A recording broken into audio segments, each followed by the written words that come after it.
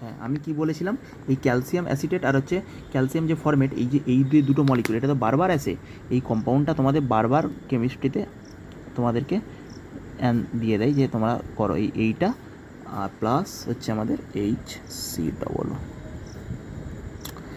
Two C, এই দুটো দিয়ে দেয়। এই দুটোকে আমি ভেঙে আমি তোমাদের একবারে দেখিয়ে দিচ্ছি। দেখো এই মলিকুলটা আছে, এই মলিকুলটা আছে, আমাদের এখান থেকে কী বেরিয়ে যায় বলো তো? ফার্স্টে তোমরা নিজেরা লিখে দিতে পারবে, এখান থেকে বেরিয়ে যায় ক্যালসিয়াম কার্বনেট।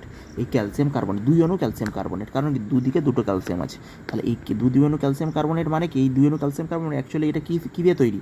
CaO CO2 এইটা দিয়ে তৈরি। এখনও CaCO3 কি CaO CO2 দিয়ে তৈরি। তাহলে এখান থেকে বার করো, তোমরা মনে করো আমি ডিরেক্ট একবারে CaCO3টা দেখিয়ে দিচ্ছি, ঠিক আছে? এই মনে করো এই CaO বেরোলো, এই CaO বার করো, আবার এই CO2 বার করলাম, আবার এখান থেকে এই CaO বার করলাম, এখান থেকে CO2 বার করলাম, তাহলে 2 মলিকুল CaCO3 বেরিয়ে গেল। তাহলে 2 মলিকুল CO3 বেরিয়ে যায়, CH3CO এই হাইড্রোজেনকে নিলাম প্রথমে, মনে করো এই হাইড্রোজেন, নিচের হাইড্রোজেনটাকে নিলাম, তাহলে এখনও CH3CHO তৈরি হলো।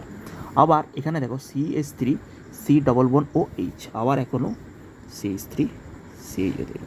তাহলে আমাদের টার্গেটিং কী হয়? আলটিমেট অ্যাসিটালডিহাইড তৈরি হয়, আলটিমেট অ্যাসিটালডিহাইড তৈরি হয়, যেটা 2 মলিকিউল অ্যাসিটালডিহাইড, যেটা 2 মলিকিউল অ্যাসিটালডিহাইড তৈরি হয়। এইটা এক্সামিনার ফেভারিট রিঅ্যাকশান।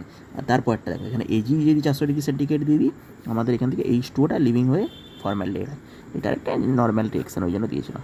এখানে প্লাস H2 বেরিয়ে যায়, হাইড্রোজেন এজি দিলে আমরা কী হয়? হাইড্রোজেন বেরিয়ে যায়, তাই তো?